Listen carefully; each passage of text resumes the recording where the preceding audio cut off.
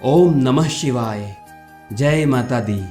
माँ दुर्गा को प्रसन्न करने की कुछ महत्वपूर्ण बातें हैं जो मैं आपको इस वीडियो में बताऊंगा, और आप इस बातों को ध्यान में रखकर माँ की भक्ति करोगे तो निश्चित रूप से आपको माँ की कृपा प्राप्त होगी, माँ के दर्शन भी प्राप्त होंगे और माँ से आपको रिद्धियाँ सिद्धियाँ एवं सुख समृद्धि भी प्राप्त होगी। माँ दुर्गा के कई अलग अलग रूप हैं। कोई माँ महाकाली की पूजा करते हैं तो कोई माँ अम्बा भवानी की पूजा करते हैं, कोई माँ अन्नपूर्णा की पूजा करते हैं तो कोई माँ कात्यायनी की पूजा करते हैं। आप माँ के किसी भी रूप की पूजा करो, वास्तव में वे संपूर्णतः जगत जननी माँ जगदम्बा ही है। तो आप कभी भी यह ना सोचें कि मैं जिस काम के लिए माँ की पूजा आराधना कर रहा हूँ अथवा कर रही हूँ उसके लिए मुझे माँ के इस रूप की नहीं, माँ के उस रूप की पूजा करनी होगी। ऐसे सोचोगे तो वह पाप होगा, माँ का अपमान होगा। सनातन हिंदू धर्म में सभी परिवार की एक कुल देवी होती है। कुल देवी वह है जैसे एक परिवार में 3-4 पुत्र पुत्रियां है, उन सब की एक माँ है। वह 3-4 पुत्र पुत्रियां बड़े होकर विवाह कर लेते हैं, तब उनके बच्चों के लिए वह माँ दादी बन जाती है और वह पूरे परिवार की माँ होती है। उसी प्रकार केवल एक परिवार नहीं, एक पूरे कुल की जो माँ होती है उन्हें कुल देवी कहा और माना जाता है। आप किसी भी माता रानी के मंदिर में जाकर अपनी कुल देवी के नाम की पूजा कर सकते हो और अपनी कुल देवी के नाम की माला जाप मंत्र जाप कर सकते हो। आपको अपनी कुल देवी की कृपा अवश्य प्राप्त होगी। माता रानी एवं महादेव की भक्ति की एक खास बात है कि उनके आगे बैठकर आप अगर पूजा की विधि नहीं जानते हो तब भी जो आपको समझ में आ रहा है वैसे आप पूजा करें, वे आपकी पूजा से प्रसन्न हो जाएंगे। उनके लिए अपने भक्तों में पूजा विधि से भी अधिक महत्व है तो भाव का। आपकी पूजा में भले ही कोई विधि ना हो किंतु सच्चे भाव से अगर पूजा करोगे तो वह अवश्य स्वीकार होगी।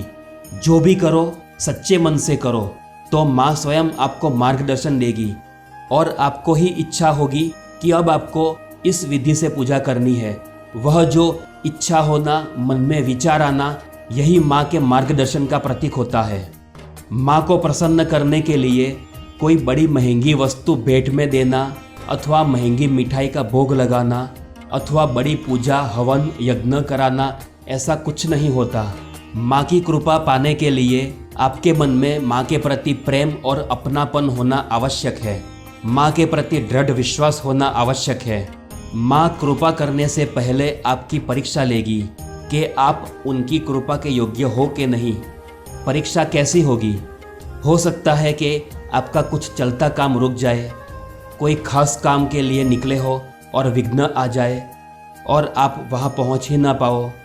कोई अर्जेंट काम आया हो और संजोग स्थिति ऐसे बने कि आप उसे समय पर पूरा ना कर पाओ और ग्राहक से आपका संबंध खराब हो जाए, ऊपर से आपको नुकसान भी हो जाए। सब मिला के समझे तो ऐसा हो कि पहले तो सब ठीक चल रहा था, माँ की पूजा करना आरंभ किया तब से कुछ ना कुछ बिगड़ ही रहा है, कुछ ठीक नहीं हो रहा। यही माँ की परीक्षा है कि माँ देख रही है अपने भक्तों में स्वयं के प्रति कितनी भक्ति है, कितना विश्वास है। कितना भी दुख आए जीवन में, कितना भी कष्ट आए, कितना भी नुकसान हो, कभी भी माँ को कोसना नहीं है कि आपके कारण नुकसान हुआ, कि दुख कष्ट आया। माँ के प्रति वही सकारात्मक विचार वाला प्रेम और वही भाव रखना। माँ को आप यही प्रार्थना करो कि हे माँ, आप जैसे रखोगे वैसे हम रह लेंगे। कभी अच्छा भोजन मिले तब भी वही प्रेम भाव, कभी भूखा रहना पड़े तब भी वही प्रेम भाव, कभी आरामदायक जीवन मिले तब भी वही प्रेम भाव, कभी दुख कष्ट भरा जीवन मिले तब भी वही प्रेम भाव। कभी भी उन पर क्रोधित ना हो, उनको ताना ना दो कि आपकी इतनी भक्ति करते हैं फिर भी मेरे साथ ऐसा क्यों हो रहा है। यही भाव रखो कि माँ तू जाने तेरा काम जाने, तू जैसे रखेगी वैसे रह लेंगे।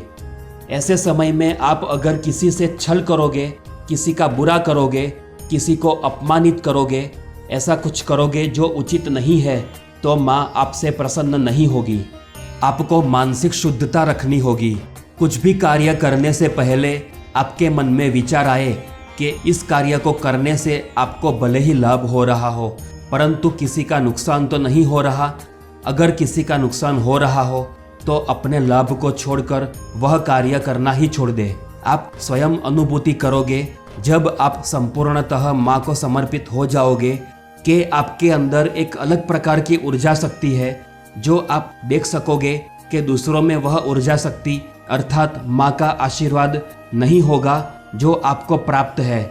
और माँ को आप समर्पित हो जाओगे तो धीमे धीमे आप भक्ति में डूबते चले जाओगे। कुछ ही महीनों में आपको भक्ति का इतना ज्ञान प्राप्त हो चुका होगा और आपके अंदर सभ्यता इतनी आ चुकी होगी कि आपके पहचान वाले भी आपके संपर्क में आकर कुछ नया अनुभव करेंगे और कहेंगे, इतना परिवर्तन और इतनी अच्छाई यह सब कैसे प्राप्त हुआ। कुछ महत्वपूर्ण बातें जो आपको ध्यान रखनी है। माँ की भक्ति में कभी भी कमी नहीं आनी चाहिए। नियमित रूप से और नियमित समय पर पूजन करना आवश्यक है। 2-5 मिनट आगे पीछे हो जाए तो चलेगा, किंतु पूरा 1-1.5 घंटा आगे पीछे हो जाए तो नहीं चलेगा। माँ के सम्मान की गंभीरता आपको समझनी होगी। कोई साधारण वस्तु के कोई मूर्ति के फोटो नहीं, वे स्वयं जगत जननी माँ जगदम्बा है, जिनकी आप फोटो अथवा मूर्ति अथवा मंत्र के रूप में साधना कर रहे हो। कैसी भी स्थिति हो, कितना भी आप काम में व्यस्त हो जाओ, किंतु उनके लिए एक समय निश्चित करो और नित्य दिवस उसी समय पर माँ की पूजा आरंभ करो। अगर आपने कोई संकल्प ले रखा है अथवा कोई अनुष्ठान कर रहे हो, जैसे कि 1.25 लाख मंत्र जाप अथवा कुछ दिवसों का व्रत उपवास अथवा नवरात्रि का त्योहार हो, उस समय आपको ब्रह्मचर्य का पालन करना है। वह इसलिए कि माँ की भक्ति के समय मानसिक पवित्रता रहे, मन में कोई काम वासना के विचार ना आए और आपका संपूर्ण ध्यान माँ की साधना में रहे। माँ ब्रह्मांड की स्त्री शक्ति है, इसीलिए माँ के सम्मान के लिए यह आवश्यक है और आपको सभी स्त्रियों का सम्मान करना है, तभी माँ आपकी भक्ति से प्रसन्न होगी। जब माँ की साधना कर रहे हो उस समय आपका ध्यान केवल और केवल माँ की भक्ति में ही होना चाहिए। आपके नौकरी व्यापार के विचार, परिवार की बातें एवं विचार, ऐसा ध्यान भटकना नहीं चाहिए।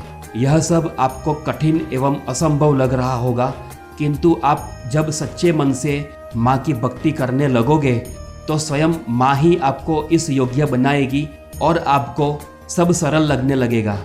माँ को फल अथवा व्यंजन मिठाई का भोग देना होगा।